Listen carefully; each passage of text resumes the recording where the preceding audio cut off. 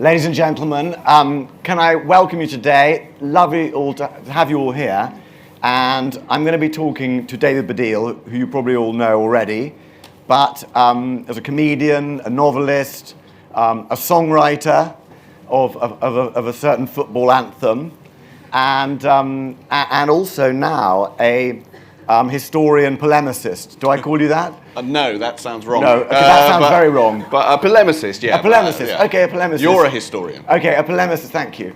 A polemicist of an author of the book, Jews Don't Count, which looks at what we're about to talk about today, which is the progressive movement, its definition of racism, and why Jews are left out of that definition. But I also want to say, just before we start, first of all, anyone can interrupt anytime they like and ask us anything, providing it's very polite and friendly. But what I wanted to say really was that we're not just here to talk about racism and anti-Semitism. We're also here to celebrate being Jews, which is rarely done these days. And your book has moments of great wit. And I think comedy is the best way to celebrate being Jewish, David. And that is what your career, your shtick, to use a good Yiddish word, is that Jewish people have been deeply persecuted in history, but they are also very funny. And you may have heard this, but there's a thing that someone once said that sums up there's a lot of prayers and thinking that goes into all Jewish festivals, but they can all be summed up with the phrase, they tried to kill us, they failed, let's eat. And that is essentially the Jewish mantra that covers Passover and Hanukkah and Rosh Hashanah. Yeah. And there is a sort of, and that's part of what the book is about a little bit, a sort of celebration that comes with what Jewish identity is against the odds. The fact that this quite small ethnic minority has survived, despite 2,000 years of persecution, has to involve a certain amount of what I would call the Jewish blues, which is, singing a song of survival against the odds. And there is obviously kind of comedy in that, but we might be sort of down the line about what we ought to talk about. Perhaps we should start off with more Route 1 about what the book's about. I also want to celebrate that we're both Litvaks from Lithuania originally, which we're very, and you have a bit of you're a bit from Prussia. Yeah. So, and your family came to England. When did they come to England? I just want a bit of family background here. Oh, right, okay. Yeah. Well, on my mum's side, they were refugees from Nazism. So my mum was born in Nazi Germany. They were in a place called Königsberg, which is now Kaliningrad, because it was owned by the Soviets after the war. And if anyone here is an international lawyer, you can talk to me afterwards about the fact that my grandparents owned a brick factory in Königsberg and have never been, I and none of my family have ever been recompensed by the Nazis for the loss of that family. Do you want it back? Yeah, I'd quite like it back. I've seen it on Who Do You Think You Are? There's just stumps of brick there now, but it was a flourishing brick factory, and because it was in Russia after the war, we didn't get any compensation for that. And at some point, I'm going to instigate a large class action against Germany for that. It's complicated because I am thinking of getting German citizenship at the moment. Are you? Yeah, so if they find that out, they might block me. So that's complicated. We're really not speaking of what I thought we'd talk about here. But anyway, my mum was a baby. They just made it out. Their whole family was murdered and they lost everything. On the other side, my dad's Welsh, was born in Swansea, his dad was born in Swansea, but if you go back to the 19th century, they were, of course, fleeing Russian pogroms. So Jews are always fleeing.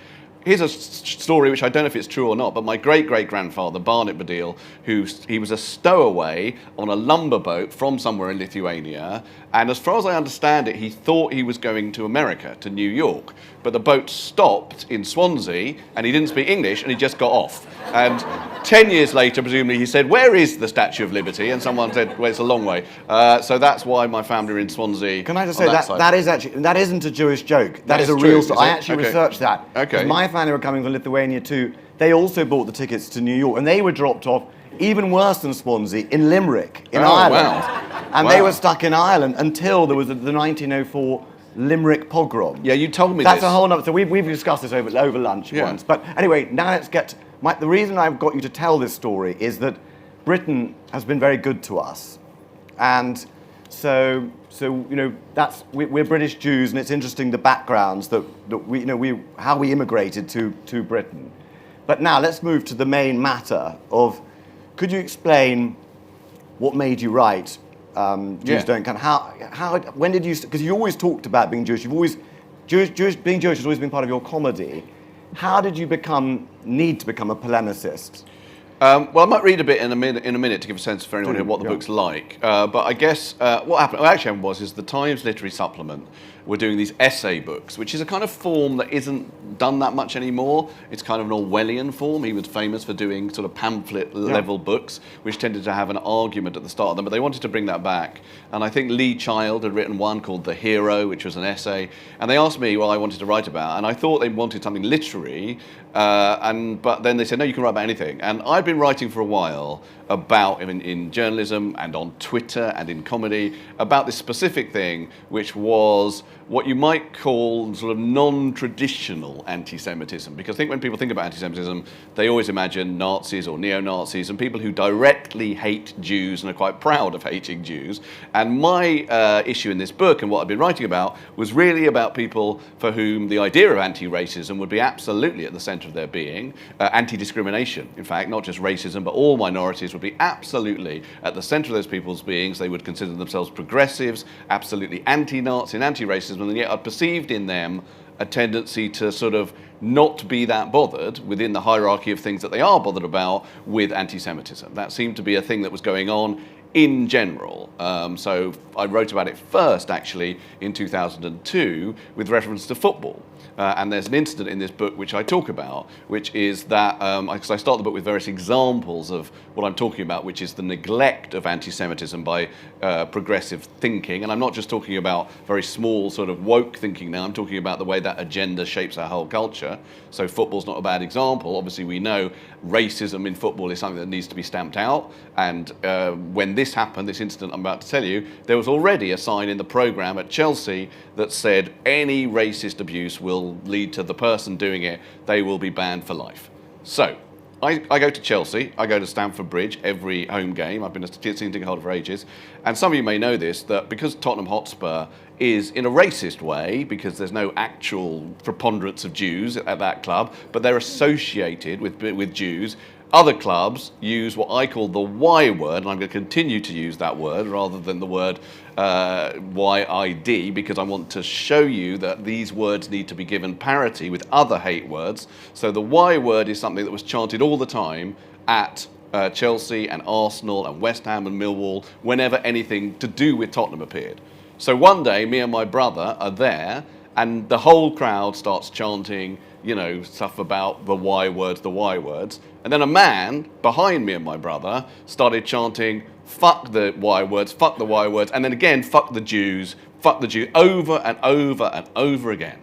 And no steward does anything.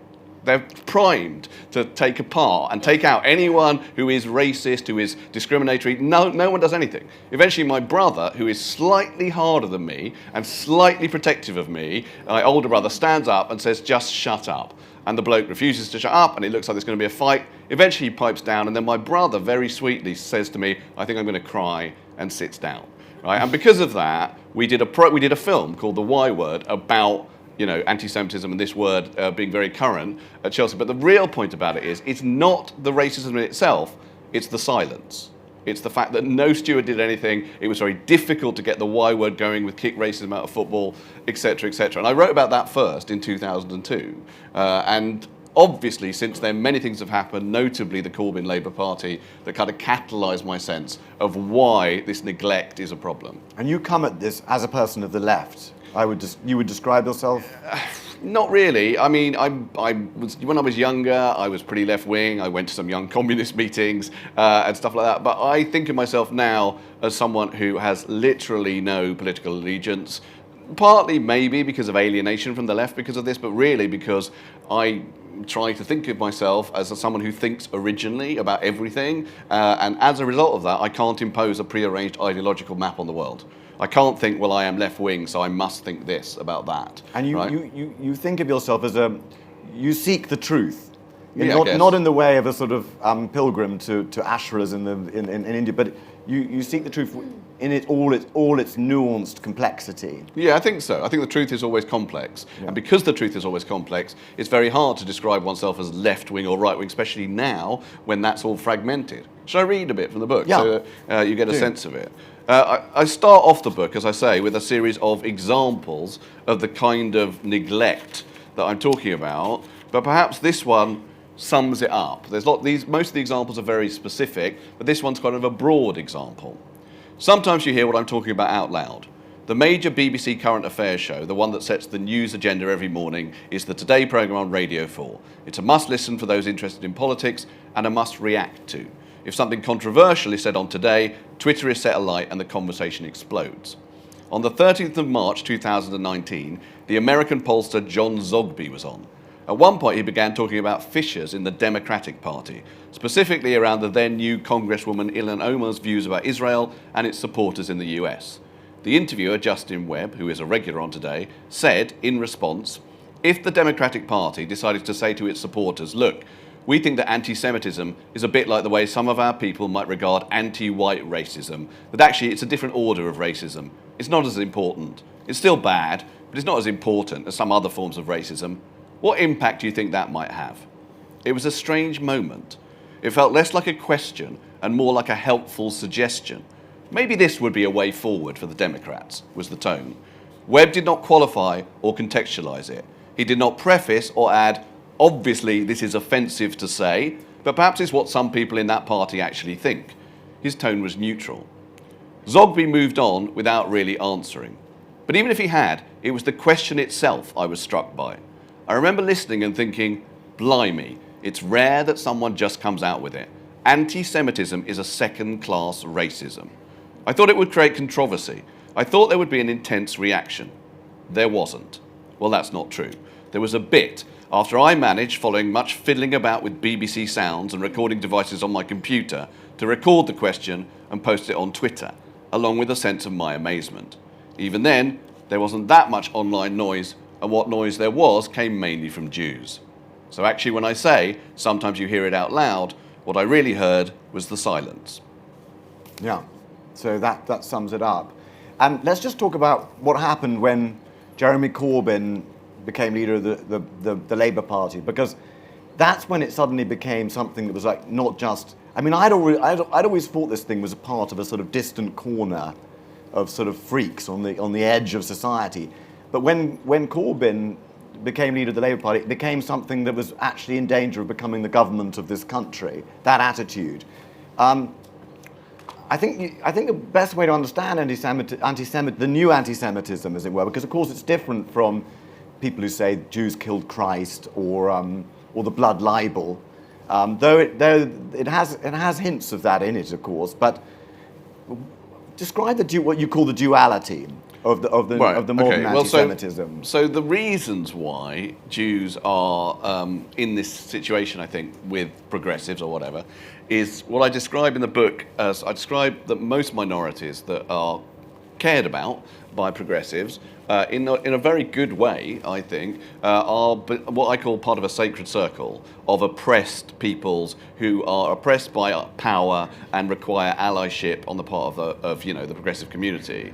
Now, the problem with that for Jews is that Jews remain uniquely associated in a racist way with power, because Jews are the only minority which are thought of in what Simon has just referred to as a kind of high-low duality, by which I mean that Jews are thought of by racists as exactly the same way as other minorities, as vermin, as scum, as thieving, as alien, but they are also thought of as rich, powerful, privileged, secretly in control of the world, puppet mastering governments, all that kind of thing.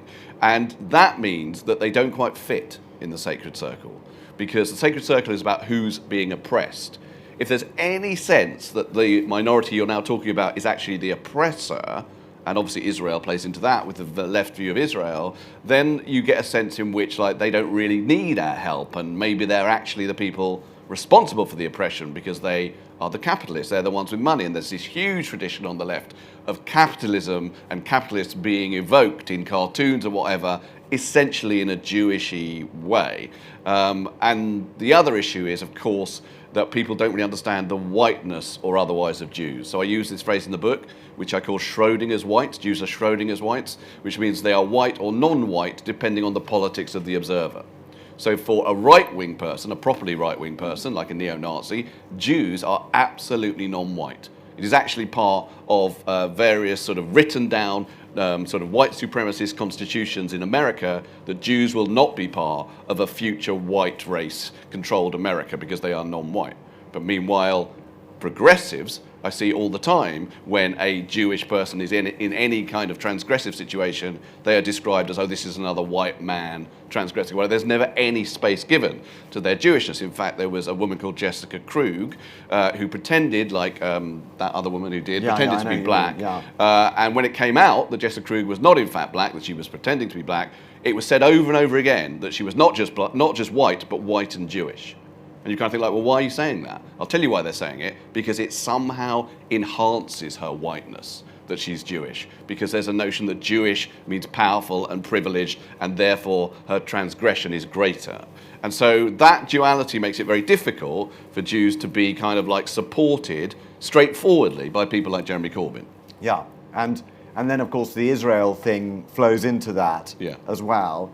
I mean, the interesting thing about the whiteness thing is, of course, for the Nazis, the whole point of Hitler's Nazism was that the Jews were a foreign race that was going to poison and taint the white Aryan German race. Yeah. So for, as you said, I mean, so for the Nazis, the Jews were a kind of non-white race, effectively. But not just Nazis. I mean, there's this weird, there's a thing on the internet, which is obviously responsible for a lot of this. There's a quote, which is, and you see it as a meme on social media, and it's something like, if you want to learn who you cannot criticize, look to who controls you. And it's often accompanied by a great big hand crushing the world's poor with a Star of David on it. Now, the interesting thing is, it's attributed to Voltaire.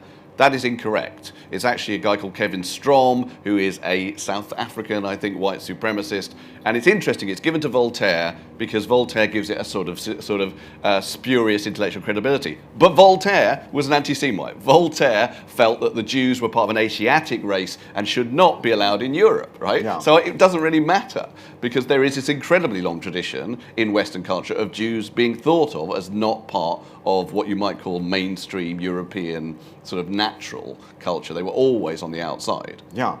But so just to come up to sort of the Corbyn, come back to the Corbyn era now. So the duality. So at what point did you decide that you needed to write this book? What particularly was there a particular moment? Was it the cartoon? Maybe you could explain the cartoon. You mean the mural? The mural, because that was this kind of key moment, wasn't it? Well, one of the things, I mean, I talk about Corbyn a bit in the book. I sort of like don't want it to be like thought of as about specifically him. But I suppose there is a thing, like I was on a thing with Howard Jacobson the other day, who's a very, very brilliant writer, I think. But he was going on about how he believes that Corbyn is absolutely an anti-Semite and blah, blah, blah.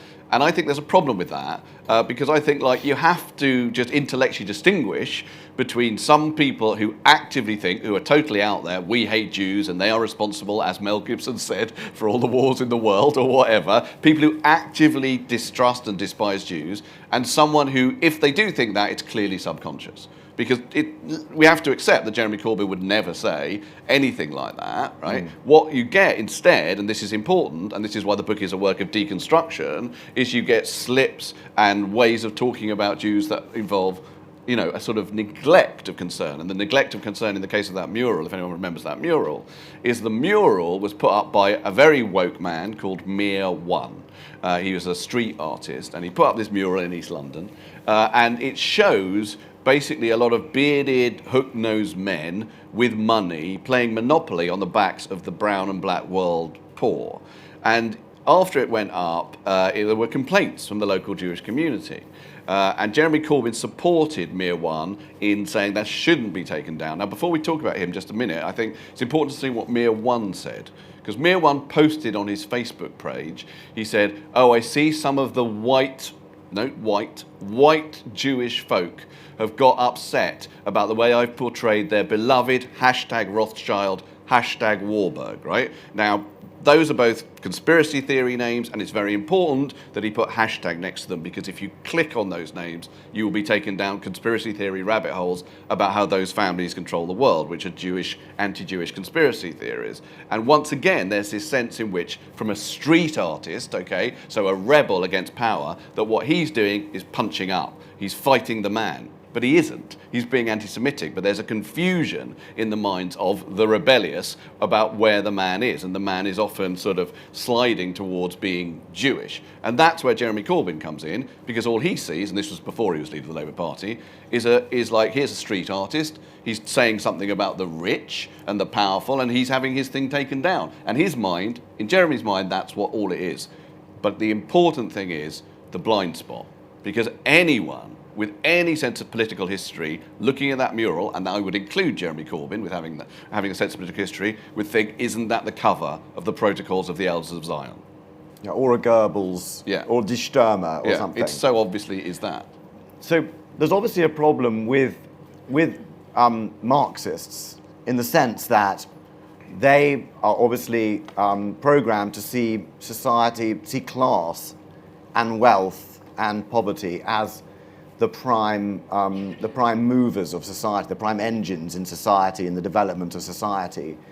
And so one of the things you write about in your book very well is about how people who probably don't think of themselves as racist or anti-Semites, in fact, they think of themselves as great fighters, but they have a hierarchy, and the hierarchy is you deal with class and poverty and privilege first. Then you worry. I mean, if it was any other racism, that would be up there too. Any other oppression or racism would be up there too. But because it's the Jews and they're supposed to be rich, they come second, even though these people aren't themselves raging anti-Semites. Yeah. And that's the key nuance. Well, one of the things about wealth is interesting because I talk about it in a variety of ways. The notion that Jews are rich is itself a racist myth. It's not backed up by the data. If you want to, I say this in the book, if you want to talk about, rather irrelevantly, I think, religion and wealth, Hindus happen to be the wealthiest religion in the world or whatever. But the important point is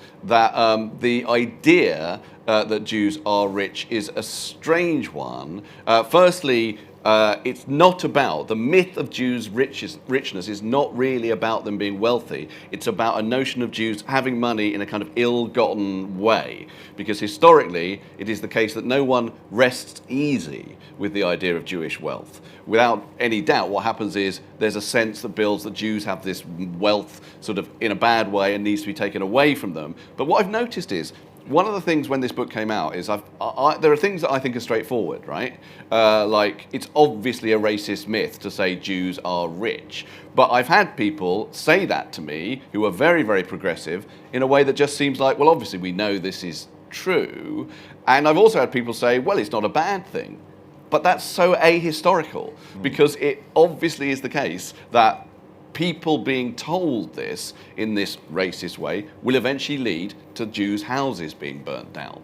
Because there's never a sort of straightforward like, oh, that's great, let's celebrate that. It always comes with envy and anger and rage. And to talk about my grandparents for a minute, right? I've read articles in which people say, well, very, very concerned Guardian journalists will talk about how, yeah, but Jews are materially better off or blah, blah, blah. Again, not backed up particularly by the data, but the point about it is, and this is very un-Marxist of me, I think in the end, fuck off about money.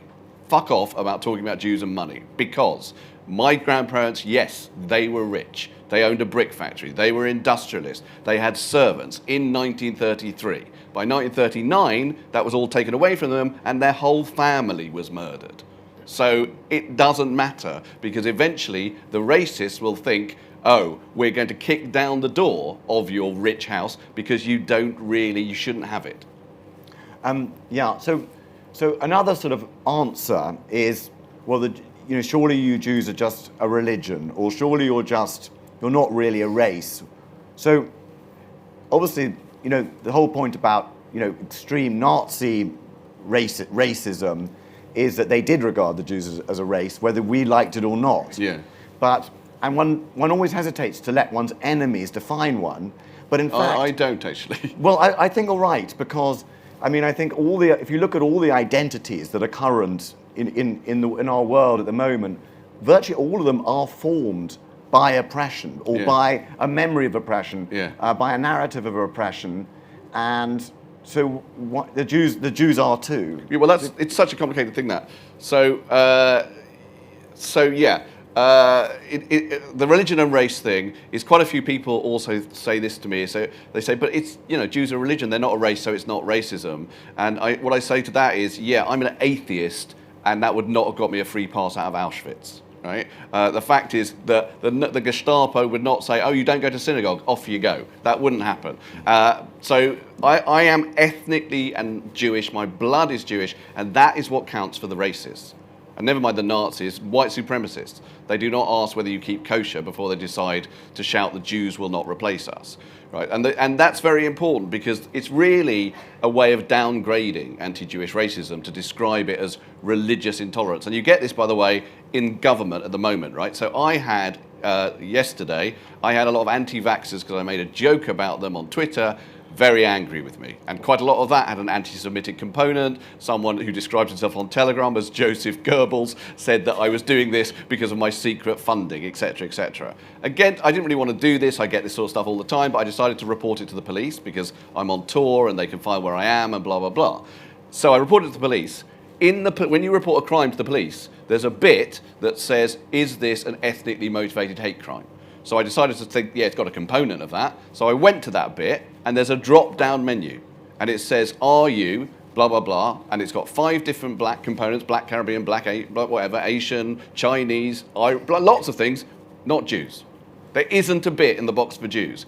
At a time when Jewish hate crime is completely through the roof. And when I said this on Twitter, a few people said, oh, is there a religious box? And there isn't, but who cares? Because I'm an atheist, right? I don't believe in Judaism. I don't care about Judaism. But I know how the racists see me, and you have to define yourself like that because that's the conversation we're having, is how do you defeat racism? And then you have to listen to what the racists are saying. And by the way, saying, oh, you shouldn't let yourself define yourself by what the racists are saying, that would be like saying to a black person, oh, you shouldn't worry about white privilege because that's just what the white people think. But who would say that to a black person, that you shouldn't worry about white privilege? Exactly. So what's the next step? What should we do about this? Except obviously you've written this book, but I mean, how far do we take this? Do we want Jews to be regarded as non-white? Do you regard Jews as not whites? I regard myself unwhite. Yeah. I don't regard myself as a person of colour, but I regard myself as what I would call not quite white. Right. Yeah, that's how I would describe myself. I mean, partly I look it, and at school I've got beaten up. I got beaten up twice in my life. Once for being Jewish, once for being a Pakistani. That is absolutely true. That is absolutely true.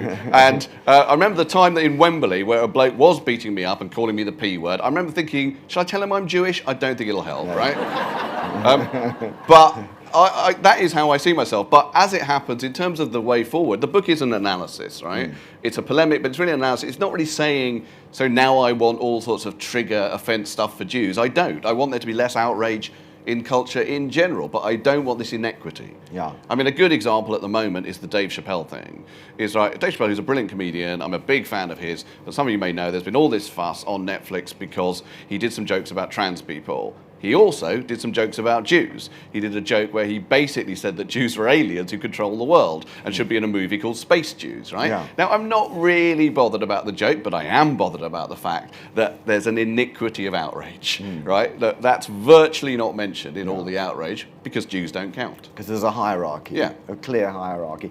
And another sort of form of it is, to go back to the vax thing, which is on Twitter every day now, about this vax thing, and anti-vax people actually wearing Stars of David, which is just is beyond outrageous and evil and stupid. But part of it is doing exactly what they're doing, which is another part of the Jews don't count phenomenon, which is now kind of massively understating what happened in the Holocaust, effectively.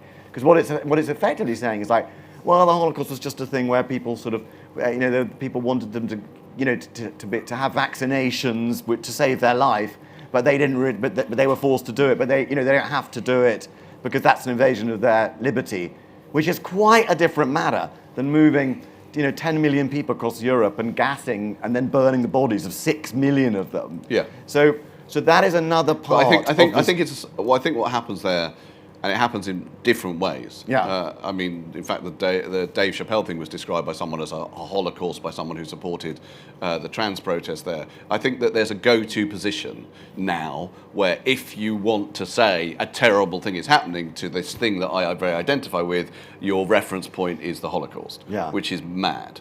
Now, there are genocides, as we know, that have happened throughout history that are very, very terrible and that could be compared to the Holocaust. What is happening to the people who don't want to get vaccinated is not a fucking Holocaust, right? Can we be straightforward about it, right? It's not in any way comparable, and you're right, it diminishes the actuality of that atrocity to imagine that someone who thinks, oh, I don't want to have to get a pass to go to a gig is a bit like being in Auschwitz. They are wrong about that. Yeah. And seeing David Chappelle is not for a certain group of people a Holocaust. Seeing him talking on Netflix. No, this is what somebody said yesterday. Someone said that. Yeah, they said that this is like a Holocaust for us. Yeah, and it's like no. But I think it is. I think it is a thing that happens in our culture now a lot. That I mean, there's a thing called Godwins Law on the internet, which is that any discussion or any argument on the internet will devolve within one or two posts to mentioning the Nazis, and that is true. People want gravitas. They want to feel that their cause is important, and one very quick way of doing that is to reference a very great and appalling tragedy. Although I was once accused, when I was talking about anti-Semitism, of Godwins Law. And I said to the person, no, Godwin's Law doesn't apply if you're Jewish and talking about anti-Semitism. You're always allowed to bring up the Nazis in that case, because that is actually the logical conclusion of what I'm talking about. Well, a lot of people often get that sort of thing wrong. Like, I once did an event at Hay on Wye with Simon Sharma, and we said, what should we call it? And we just said, well, let's just call it Two Jews. Right. So we called it Two Jews, and then we got bombarded with kind of English, non-Jewish people accusing Hay of anti-Semitism for saying that we were two Jews, which is like oversensitivity in the wrong direction. It's a sort of misdirected. People were a bit worried about that with the title of the book, actually. So the title of the book, Jews Don't Count. A few people said, but what if I read it on a bus and people think it really means that, right? And then, actually, a good joke was Rachel Riley said, I take objection to this. Rachel Riley is the numbers person on Countdown, and she's Jewish. So I thought that was good. But one thing, an interesting thing, actually, this book is coming out, you've got it, it's slightly slowly. I've only just got it. But this book is coming out in Germany. I'm going to Berlin on Monday to do the book in Germany. What's the title? Well, that's the thing, is they wrote to me, this is a really weird email, right? And they wrote to me, the publishers, and said, we don't think we can call it Judensaalen nicht, which is the literal translation, with our history, they said. And I was tempted to say, what history? What are you talking about, right? I was tempted to say that just as a joke, right? Don't know about that. But anyway, I didn't say that. And then they said, we've decided to call it, which is what it's called in Germany, und die Juden, ? And I wrote back to them and said, the trouble with that for me as a British person, that just sounds like something a Nazi would say in a 50s film at the end of a meeting with a Führer, right? That just sounds to me like a creepy thing that a German would say, und die Juden, and he'd kill them. And that's what it sounds like to me. But that's what they're calling it, because apparently, although interesting, I was interviewed by a German left-wing website who said you should definitely have called it Judensaalen nicht. That would have created a lot of controversy, and that would have been good for the book. So I don't know. Yeah, it's going to be a fun tour, though. I tell you, it's a weird thing, right? It's a weird thing. There's another weird moment where I was being interviewed for it, and they said, "How do you think this book will do in Germany?" And I said, "Well, how many Jews are there in Germany?" And I thought, "Oh, that's a bad question." So it's complicated. It's full of minefields. It's full of. But I mean, I want to move on. I want to move on to other things. But first of all, I just want to say, I mean, what we should do about this is talk about it like we are now. Yeah. And you should all talk about it, because this is something that's very important and is no longer, it's become literally unspeakable. So the best way to cure it is by speaking it.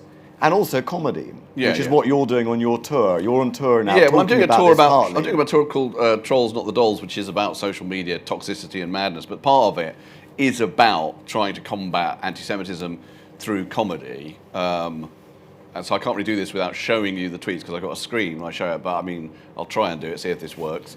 Talking about the Corbyn Labour Party, back in 2019, Jason Manford, who's another comedian, got in touch with me on Twitter, and he's a member of the Labour Party, and he was trying to be engaged and curious, so he said, "Oh, can I talk to you about, you know, what's going on with anti-Semitism in the Labour Party, whatever. He was in Cornwall at the time, and my wife's Cornish, we're there quite a lot. He said, can we meet up in Redruth maybe, or Newquay? And then this Labour Party bloke interrupted the conversation and said, come to Penzance if you have the time. I'll show you definitive evidence that the anti-Semitism smear campaign is a demonstrable international fraud.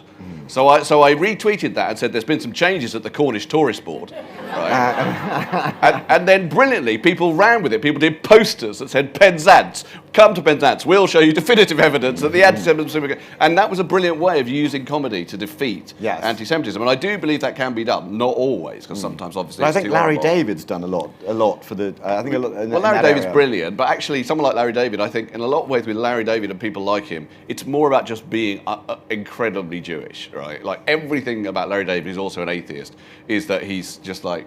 I mean, this might cause some trouble, but I'm going to do it anyway. He did this unbelievably funny. So when people talk about what you can and can't joke about, right, the Holocaust is quite a good example of that, because people say, oh, you obviously can't joke about that. I don't agree with that. I think you can do a horrible joke about the Holocaust, obviously, or an innocuous one, or indeed a profound one. Now, this isn't Larry David. Let me tell you a joke that a very brilliant Jewish literary academic called Devorah Baum told me, and it involves a Holocaust survivor who after the war dies of natural causes, goes to heaven. When he gets to heaven, God asks the survivor to tell him a Holocaust joke. So the survivor does. And God says, that's not funny. And the survivor says, well, I guess you had to be there. And I love that joke. I think it's not incredibly funny, but it's deeply profound, because I don't believe in God, but if I did, I might chart his moral absences from the world by, you know, the example of the Holocaust. Interesting enough, I put that on Twitter. I put the joke on Twitter and said it's a good example of something because God wasn't there. I was immediately set upon by Christians and by Holocaust deniers. But one Christian said God was at the Holocaust just like he was at the crucifixion. And I said, blimey, you'll be telling me he's got front row seats to Hamilton next, right? So my first response is comedy. It is comedy. And some of this, a lot of people, we need to just discuss Israel, because a lot of people say this is to do with Israel, and that it's really protecting Israel that that people like Corbyn were accused of anti-Semitism, and that in itself is an Israeli-funded Mossad conspiracy. Now you have particular views on Israel. No, you have no views on Israel. I don't have no views on Israel, but my position on it, there's a very small section in the book about Israel. It's deliberately small because I feel that when you want to talk about anti-Semitism, when a Jew wants to talk about anti-Semitism, he or she is immediately dragged down into, they have to put their stand out there as to how they feel about this conflict 4,000 miles away, and that's the main issue, and that for me is racist. It's racist to imagine that as a Jew, you can't speak about anti-Semitism without having to put your cards on the table about Israel. And my position really is that I'm not really that bothered. As I say, I think the book Israel, meh. Right? It's not a big deal for me, the whole thing. What I am bothered about is anti-Semitism, and obviously I do see all the time ways in which the anti-Zionist movement does fold over into anti-Semitism. One good example of it, I would say, as you mentioned before, this idea that we're not talking, you said very early on, about old-fashioned ideas like Jews killed Christ. Okay, so at the Gaza protests that were going on the last time that there was Israel incursion into Gaza, there was a huge protest in Hyde Park, and a man was holding a big placard with a picture of Jesus on it at the Station of the Cross saying, "Don't let them do it again today." Now that is not an anti-Zionist placard. That is an anti-Semitic placard because Netanyahu wasn't there in AD 33 cheering for Team Barabbas, right? He wasn't there. And so therefore this is an eternal condition of Jewish evil that placard represents. Similarly, Tariq Ali at that very protest also said, if Israel stop the occupation, if they stop the occupation, anti-Semitism will disappear. Right, that's a touch ahistorical, because I don't know if Tariq remembers, but just before Israel started in 1948, there was quite a lot of anti-Semitism in Europe. So it is not the case that anti-Semitism just happens because of Israel. And my interest really is in trying to distinguish between those two things. And I would say it's quite simple. People talk a lot about, oh, what's the difference? I think it's simple. Look for the ancient trope. Right? If it's about Jews having control of the world, as the Israel lobby often is, or Christ killing, or whatever, if it's a type of hatred that existed before the State of Israel, it's clearly anti-Semitic. And what about the case of Sally Rooney?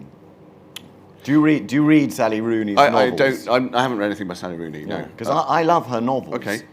But I find it just absolutely appalling that she should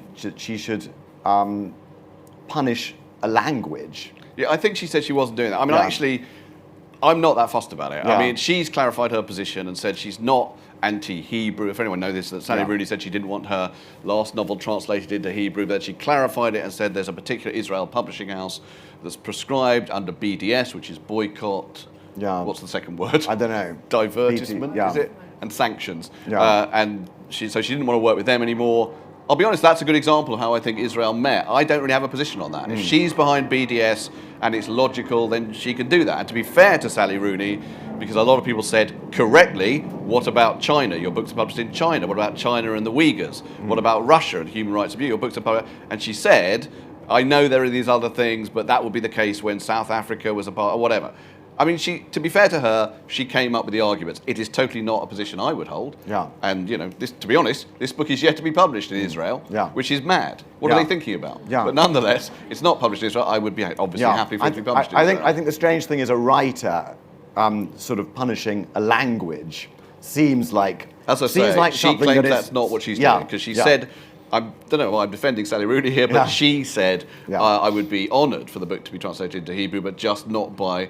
An Israeli publisher. Yeah, basically. So it's a bit of a weird position. Yeah, that's a bit tortuous. Now, just to step back, at the beginning I got you to, well, let's just first of all talk about the internet actually, because you are a fearless warrior on the... Warrior. Probably both. Warrior. Yeah. You're probably both, you would be both, on Twitter. And the internet is something that you've kind of mastered answering these sort of things on Twitter. And those of you on Twitter will have seen Baddiel in action. And it's an impressive thing. What is it about the internet that has caused this kind of totally uninhibited, unbuttoned wish to, first of all, be hyperbolic, but also to express kind of wildly extreme views without any shame? And what should we do about it? That's a very big question. I don't know the answer to that. In terms of why it does it, I've actually done a documentary called Anger, Social Media and Us, which is on BBC Two next year, which partly examines this phenomenon. I think that there's lots of reasons, and you mentioned earlier, how does this Corbynite idea, how does it flourish? It partly flourishes, I think, because the internet has created a technology which really fosters and mobilises extremism on all sides of the political spectrum. And I'll tell you why I think it does that. The internet, or certainly social media, is not a marketplace of ideas. It's a marketplace of identity. It's the final chance for everyone to say, here I am. And a very good way, a very quick way of saying here I am is to be angry, right? Is to be furious, because that way you can be oppositional to all the people who are not your identity, and you can say very strongly, I'm this person, I'm a anti-vaxxer, and I hate all these other people, and let me show you how loudly I hate all these other people. And the more you push yourself, the more you turn the volume up on your identity, the more you rise above the throng. And so we've never had this before, where it's so theatrical. Everyone's on show all the time. And so everyone who's trying to, I mean, there are very witty, quiet people on the internet, but you don't hear from them a lot of the time, because what you hear from are the angry people. And anger and extremism go very hand in hand, I think. And the internet fosters that. And we know, by the way, that the actual algorithms favour that. The algorithms are designed to favour a fight or flight response, because that keeps people's attention, it keeps people focused, and that's how the platforms make money. Now, I got you to start this by talking about your family and how you came to England. And the reason why I think we should have some questions, by the way, Simon. This is our last question. Okay. Which is like, and I did that because you've written the anthem that for many people sort of defines Englishness. I mean, it's even played by the sort of brass bands outside Buckingham Palace, 3 lions on a shirt. Yeah. And the phrase, it's coming home, has become a phrase that everyone uses all the time. Just very quickly before we get to questions, one, how did you come to write that? And two, what's it like being the author of a phrase, of tune that's become a sort of national anthem, really? Okay, well, what happened was, and probably it's worth saying within that, the song is written by me, Frank Skinner, and Ian Brodie of the Lightning Seeds. That's 2 Jews and a Catholic. It's probably worth noting that. So what happened was, Ian Brodie of the Lightning Seeds was asked in 1996 by the FA to write the England song for Euro 96, and brilliantly, Ian, who's a very sweet and quite humble man, he decided to phone up me and Frank, who at the time were doing a show called Fantasy Football League on BBC Two, and say, you're basically the nation's football fans, do you want to write the lyrics? And very cheekily, we said, yeah, can we sing it as well? Particularly cheeky in my case, because I can't sing, right? And nonetheless, I managed to sort of sing on it in a kind of sing-speak way. So we did that. And here's the thing about Three Lions, I suppose, that is worth saying. I think Three Lions is the most un-top-down, most grassroots thing in our culture at some level, because it was never liked by the FA. The FA always really hated it. They wanted, you've written a song about how we're going to lose, because that's really what it's about, and it's sort of about magical thinking and whatever, and then it's got this line in it about football's coming home that other FAs don't like and whatever, and so they were kind of like unhappy about it and have always sort of like slightly tried to suppress it. But this is what actually happened. Let me tell the story very quickly. Yeah. So the song was released, it went to #1, which was great, very exciting, but then it dropped and we thought that's the end of it. Then that tournament started. I don't know how many people like football in this audience. It's quite a posh audience, but hopefully you do like football. And at Euro 96, the second game was England versus Scotland. And we've drawn with Switzerland in the first game, and the tournament, I don't know if you remember, but England had behaved badly, the team, everyone was thinking it's going to be another terrible tournament. And then during the Scotland game, in the second half, Gary McAllister of Scotland missed a penalty, Gaza scored an incredible goal, the sun came out, and then when the game ended, against the wishes of the FA, because he'd been told not to, the DJ, who is a man who I owe a great debt to but I don't know the name of, put on Three Lions. And me and Frank Skinner were there, and spontaneously, the whole crowd started singing it. 87,000 people all knew the lyrics. It was their song straight away. And we had no idea that this was going to happen. And I know you're supposed to say that the best day of your life is when one of your children were born, but fuck that, right? This was absolutely incredible.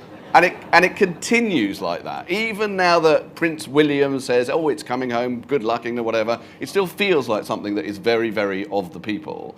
And I would say, yeah, as someone who comes from an immigrant background, from a persecuted background, who is half German, half Welsh, but then dad Russian, blah, blah, blah, all Latvian or whatever, it feels brilliant. It feels brilliant to have done that. But I do think Englishness has that in it. I am grateful. And I do feel that this country, at heart, despite Brexit, despite everything, is a tolerant country. And I think there's something of that in the acceptance of Three Lions as having been written by, Jews and Catholics and whatever. Great. Let's have some questions. Right, lots of questions. Deb, yeah, please. David, thank you so much for your book. It's really pleasure. important to me. I would have left the country if Corbyn came here as a British doctor. 2 questions. Ironically, I had to fill in my natural flow yesterday, and there was no Jewish ethnicity, and that's a common theme, and this was the official government categorization of people. Do you think there should be a Jewish box? My understanding is it was Jews who asked for that to be removed. Right. Question 2, you speak very eloquently, but your target audience, have any of them changed their mind? Okay, so in terms of the Jewish ethnicity, I always think there should be a Jewish ethnicity box. The point about those boxes is they're about representation and inclusion and anti-racism. And the way you do that is, if you look at the way that other minorities do it, is by absolutely being visible and empowered and on those boxes and whatever. There is a thing, definitely, and the book, as well as being a critique of progressives, is a bit of a critique of Jews, is there definitely is, certainly amongst British Jews, a bit of a let's keep our heads below the parapet, we don't really want to cause any trouble. It was only when the Corbyn Labour Party were really going for it that the Jews finally came out and kind of demonstrated for the first time in my life. I saw some kind of political mobilisation on the part of the Jewish community, but I completely disagree with, and I know it does exist within the Jewish community, of those people who say, oh, let's not have Jewish ethnicity represented on these things because isn't that what Hitler tried to do? And that's amazingly unhistorical, because in the 30s there was no representation of other races. Obviously there's just white European and every other race is being trashed, right? But now we live in a culture where saying, yes, I want to be visible as part of this ethnicity is important. And by the way, in terms of things like, the vaccine, it is important because there are differences within, different communities, including Jews, with vaccine take-up. And there was a very bad vaccine take-up amongst religious Jews or whatever. And that's important and needs to be countered. In terms of whether the book has had an effect, I hope, and I get the impression it shifted the dial ever so slightly. So I've had a few things happen which I hadn't expected, like, for example, there's going to be a documentary on Channel 4, and Channel 4 came to me and said, do you want to do this as a documentary? And I hadn't at the time, and now I think I am going to do it. And also the woman who did that said, look, I have to tell you something. I am in charge of diversity initiatives at Channel 4. We've just had a massive diversity week, and we didn't even mention anti-Semitism. But I've read your book, and next time we will do it. We will try and include stuff, and actually they are doing that. And there's generally a small shifting of the dial. And I have had people come up to me and say, I'm basically your target, I'm sort of left-wing, think of myself as very woke and anti-racist, and I read your book and I kind of didn't realise how I'm falling into these traps. Someone wrote to me and said, you're talking about the racism that sneaks past you, and I will watch out more about it sneaking past me. So that it does happen, obviously not with everyone though, but thanks for your question. Okay, next. This gentleman at the front. I think you, sir. Yeah, you. I am not for a moment suggesting this, but is it possible for a Jew to become a non-Jew? Or once a Jew, always a Jew? Well, I am of the opinion that what I'm talking about here is, as I say, is how Jews exist within the anti-racist conversation. So for me, it's you always have to think about how the worst elements of society would see you. And so Jews have a long history of trying to pass as non-Jews, and I think that's part of racism. So when people say, for example, oh, there's lots of Jews in showbiz, which is kind of a racist thing to say, it's worth noting that Kirk Douglas's real name was, I can't remember what it was. Issa Danielovich. Yeah, Issa Danielovich, and he would not have been famous if he was called Issa Danielovich. People would not have accepted that, right? So you have to, the similarity, I think, to some extent, is with the idea that no progressive, and progressives have said to me, but Jews can pass as non-Jews, so you're fine. Would they say to a gay person, stay in the closet, you'll be fine? No, they wouldn't, right? But that's what they're saying to Jews. So my personal feeling is that racists don't, if I converted, not that I ever would, because I'm not religious anyway, but yeah, no, I know that racists would still think that I was part of the Israel lobby or whatever they think about me. So those are the people I'm interested in. Even though, yes, I'm sort of defining myself by what my enemy thinks, that's because I have a radar for what the enemy thinks, and I think it's important to keep it in play. Okay. The lady there, please. Thank you very much. That was really interesting. I was just wondering, sort of particularly talking about anti-Semitism in the frame of a wider sort of anti-racist conversation, how much do you think sort of like complacency comes into it with regard to like how people consider anti-Semitism within that? Yeah, I think that's very important. I think someone said this to me recently. Sarah Silverman, who very kindly has got really keen on this book, she said to me this thing. She said, the thing is, I am an ally, she said, because she's very woke. She said, I'm an ally, I'm a trans ally, I'm a black ally, or whatever. And then she said, where are the Jewish allies? Where are the people who, when Jews are under threat, post things on the internet or whatever? And I think part of why that doesn't happen is because there is a complacency, and to some extent it's about fashion. I think that basically, particularly young people, just think anti-Semitism, that's something that our parents or grandparents were bothered about. No, I'm much more interested in trans allyship or whatever, Black Lives Matter. And obviously those things are important. I'm not in any way saying that that stuff isn't great, that people are getting involved with that. But I think the notion that this isn't a very interesting or fashionable cause to get involved in is very problematic, because the truth is that hate crime against Jews is massively on the rise online and actually physically. And you get a thing now, which, as I say, again, it does involve Israel, but during the last incursion into Gaza, my daughter was telling me, my daughter who identifies as Jewish, even though her mum's Catholic, but was saying that there was stuff on Instagram she saw that was just straightforwardly anti-Semitic. And I think there's a sense in which now that when that stuff happens with Israel-Palestine, it's understandable. There's this weird understandability, excusability to quite extreme anti-Semitism. And that, I think, is a real problem, and that is involved with the complacency as well, I think. Okay, let's do something on this side. This lady here at the front. You. Yeah. There. You. Thanks so much. I want to say that your book did change my behavior, and I now always declare my Jewish ethnicity when I can. But like the gentleman who asked the first question, when I took the lateral flow, I was classified as Arab or other. Right. I think that's so interesting because I don't know if you felt this. I mean, I'm very glad it changed your behavior, and thank you for telling me that, because there's a few people who've written to me who have said, I never tell people I'm Jewish, or I never used to. It's essentially a type of shame and a type of fear. I had parents, they say, who told me not to tell people I was Jewish or whatever, and your book has changed my mind, right? And so that's great, and I'm really happy that happens. I happen to always been extremely out about it, but that's just who I am. But one thing I think is that when I see the phrase other, which is what you often get, you said like other, I feel othered. I feel like, right, this puts me in a kind of weird alien box. Whereas if Jewish was there, I would feel, no, that's a positive identity that I am basically proud of. So it's weird, and that is why the other identities are there. The other identities are there because the other minorities have been given this space to sort of, be fine within our larger diverse culture with their identity. But the erasure of Jewishness within that is really weird. So anyway, I'm glad you've come out anyway. I wanted to ask the question, if I may. Do you think that the progressive anti-Semitism or right-wing anti-Semitism is the most dangerous one? I think they're totally interlinked.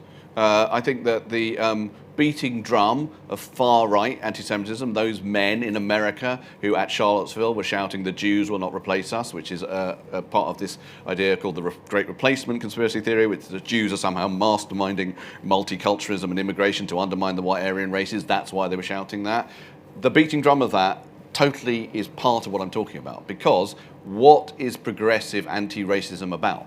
It's meant to be about protecting minorities from threats. So if they're ignoring that threat, then it's making that threat much worse. And so I think the two are incredibly interlinked and can't be entirely separated. Yeah, to the lady right at the back there, who's got her hand up. Yeah. A French writer wrote a book, Comment le peuple juif fut inventé, how the Jewish people were invented. Right.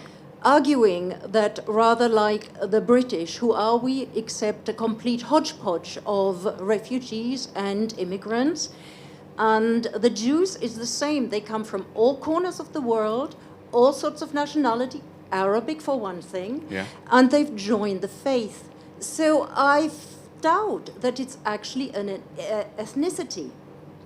Okay. Well, as I say, there's a complicated conversation which I'm trying to make clear and perhaps isn't clear about the objective scientific DNA of Jewish ethnicity is probably very complicated and maybe isn't classifiable.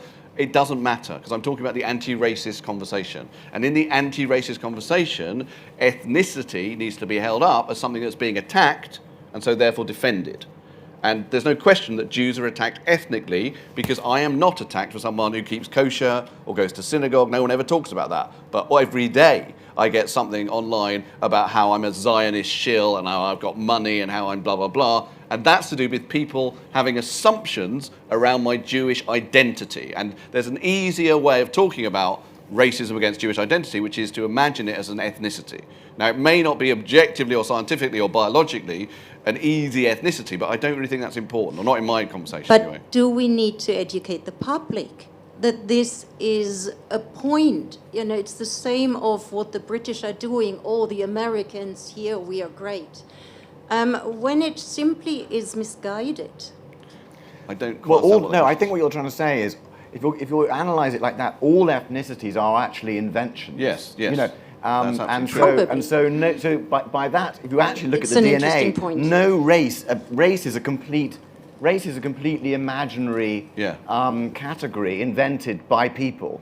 So by that analysis, there are no races at all, and there shouldn't be any racism, but there is, and we live in the real world. So that's true. where we are. That's true. I'm afraid. Okay, we've got one. Well, no, we're out of time. Oh, are we? We've got one more question. Yeah, one more question. One more question. Yes, the lady over there. I'm enjoying it. Yeah. Okay, we're going to do a couple more then, because Dave is enjoying it. talked a little bit about all the made-up things people believe about Jewish people, like how they run the world. Yeah. And I was wondering why does so much anti-Semitism lie in conspiracy theories? Yeah, that's a very good question.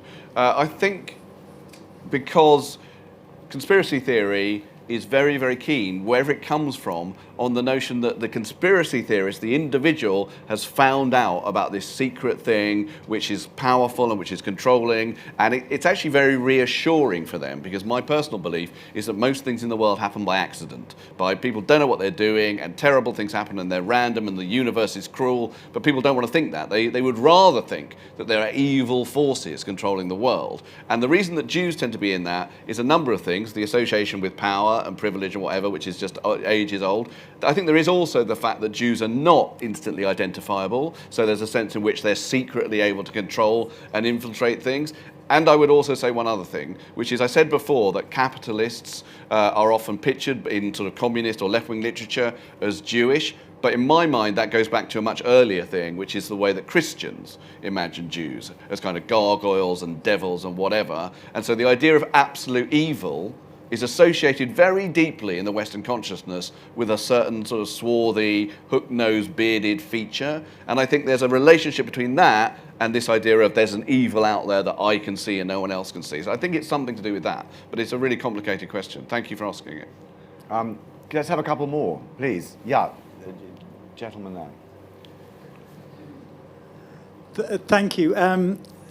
It's really difficult to talk about the prioritisation of different types of prejudice, right? Yeah. And I think you do it brilliantly because you don't feel like you're walking on eggshells. But we can't ignore the fact that when you hear about the way anti-Semitism was talked about under Corbyn, and you compare it to Islamophobia in the Tory party, isn't it the case that if Jews don't count, and I think Jews don't count, then Islam or Muslims count even less?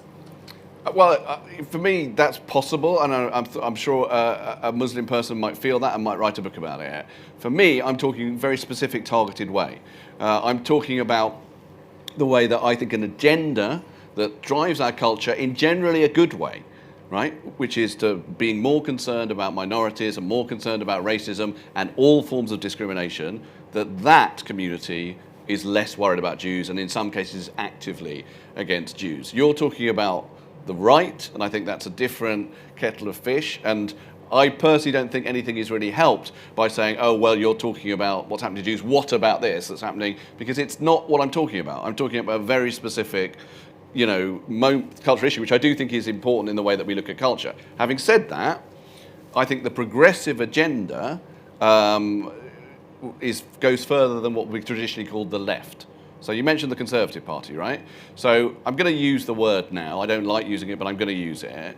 So in terms of when I was doing that, the Y word thing, David Cameron, who was Prime Minister at the time, was doorstepped by, I think, the Jewish Chronicle, and they asked, what do you think about Spurs fans calling themselves Yids, right? And he said, I think it's fine.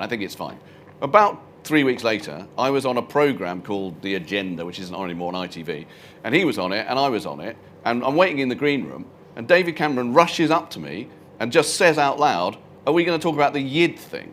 And I'm like, I don't know, it's up to the host. He said, well, if we are going to talk about it, you're right. I've spoken to some people, to my advisors, and you're right, and I shouldn't have said it, and blah, blah, blah. And what I thought was mainly, what you shouldn't have done was come up to me and say the word Yid, without even thinking about it. Just imagine if he'd used another hate word to another member of another minority, just out loud in front of them in a public place without thinking about it. He'd been told this is a bad word, it's a hate word, still didn't stop him from saying it, right? And I would describe him in a weird way as a progressive. I mean, he's still obviously right-wing, but he did gay marriage or whatever. He's influenced by those ideas. He still thinks Jews don't count. One more question. The lady there, please. Last question. Thanks. Two short questions. The first is, do you think more should be done in schools? Because lots of young people, I graduated from university last year, and you just saw with the Israel Society, I know you said this is not an Israel thing, but my friend was the chair of the Israel Society, and he and his friends used to get lots of anti-Semitic abuse every time they did an event. Yeah. And a lot of the time, the people doing this are woke young people who are very interested in all other things. They're very on top of all the other sorts of racisms or whatever, but they're not interested, or they seem to do exactly the opposite of what they preach when it comes to Jewish people. And so do you think more should be done in schools to combat this? And the other thing is, do you think one of the things to do is get rid of the whole ethnicities thing on forms? I mean, this is an idea that Charles Moore said to me the other day. He just said he dislikes the whole form thing because it just divides people in society. Okay. And so can I just very quickly say, the reason I ask this is because actually I'm half Ethiopian, and Ethiopians a lot of the time also do other because they can't find a... Right. They don't see themselves necessarily as black, but they don't fit in any of other things. So, well, I think that is one of the problems about ethnicity, is that it imagines a very broad thing, and within every community you might not feel that I'm exactly this or whatever, and I think you do start to get more and more microscopic with it, and it kind of gets out of control. In terms of where we are right at this moment, I think Jews should be included. I think it's a kind of utopian and a good idea to get rid of it completely, but I don't know that that's going to happen. In terms of the schools thing, yes, but I just want to say something more to the example you gave. So I said earlier that quite a lot of older Jewish people have said to me that they feel this Jewish shame and that they've been told by their parents that they shouldn't tell people they're Jewish, but the book has maybe changed their views, which is great. But I was more moved by an 18-year-old who wrote to me, a young Jew who said, okay, I'm at university and I spend a lot of my time in meetings with very woke people, and I consider myself very woke, talking about how we can fight to help minorities and whatever.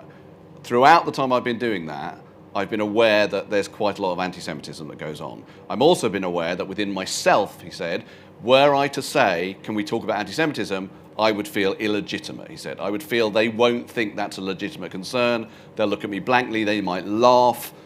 And it's been with me, that feeling, for a long time. I've read your book, I now feel empowered to say something at these meetings. And if the book's done anything, then that's good. Because if young Jews feel too ashamed by the force of this is not important, this is not our concern, you should be talking about this. And if they feel bad about bringing up their own sense of racism against themselves and can turn that round by reading the book, then I think the book's done a good thing. I think it's done a very good thing. So David will be signing this in the bookshop. Thank you so much, everyone. David, thank you so much. Lovely having you. Thank you.